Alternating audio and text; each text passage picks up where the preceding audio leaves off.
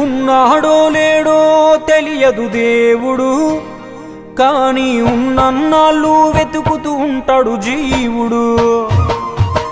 ఎవరన్నారో తెలియదు గాని ఆనాడు మానవ సేవే మాధవ సేవని ఓ మహనీయుడు.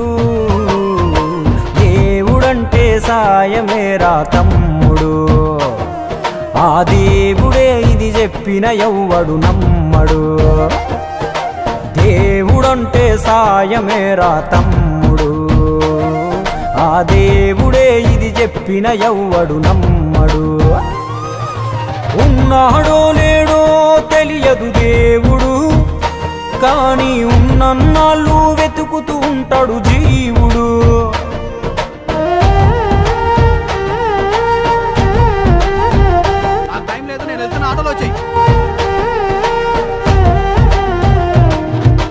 అయాలదొడిగిన అంగీలాగే రాదుర పిలగా నీతో అనుకోకుండా నువ్వోతే, ఆయాసమెందుకు ఐసా పైసా అంటూ ఓ అనుమంతో నువ్వు మార్చగలవ తలరాతే.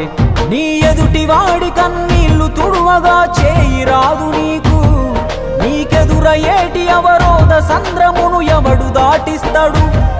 నీ కళ్ళ ముందు జరిగేటి ఘోరమును ఆపతెగువలేదు, నీ వాళ్ళు కూడా స్థానములుంటే ఆడా ఎవడు రాడు.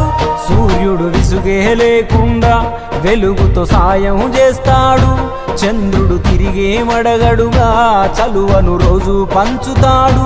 కనుకే వేల ఏళ్ళుగా వాళ్ళ స్థానము గగన తలము పైనే. సాయం అంటే దేవుడేరా తమ్ముడు, ఆ దేవుడే దిగి వచ్చిన ఎవ్వడు నమ్మడు.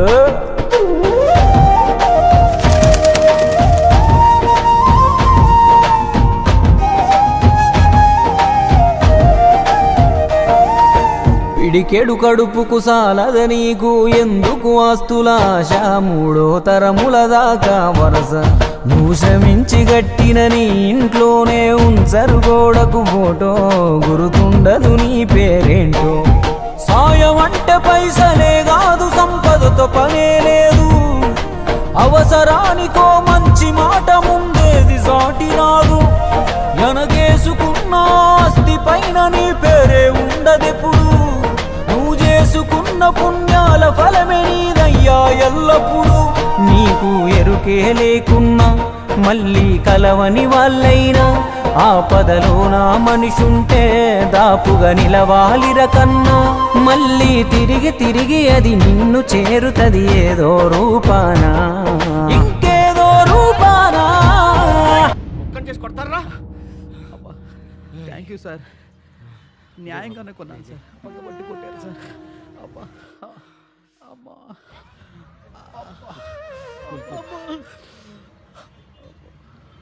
నన్ను కొడతంటే అందరు సినిమా చూసినట్టు చూసి వెళ్ళిపోతున్నారు సార్, మీకు మాత్రం నన్ను కాపాడాలని ఎందుకు అనిపించింది సార్? నీకు జరిగినట్టే నాకు ఒకరోజు జరిగింది. అందరూ సినిమా చూస్తున్నట్టు చూసి వెళ్ళిపోయారు, ఒక పెద్ద ఆయన మాత్రం వచ్చి నన్ను కాపాడాడు. ఆ సినిమా చూస్తున్నట్టున్నది నువ్వు, నన్ను కాపాడింది మీ నాన్న. నువ్వు సంపాదించుకున్నది నీకు ఏమాత్రం ఉపయోగపడిందో నాకు తెలియదు, మీ నాన్న చేసిన సాయమే నీకు ఈరోజు సాయపడ్డది. దేవుడంటే సాయమేరా తమ్ముడు, ఆ దేవుడే ఇది చెప్పిన ఎవ్వడు నమ్మడు.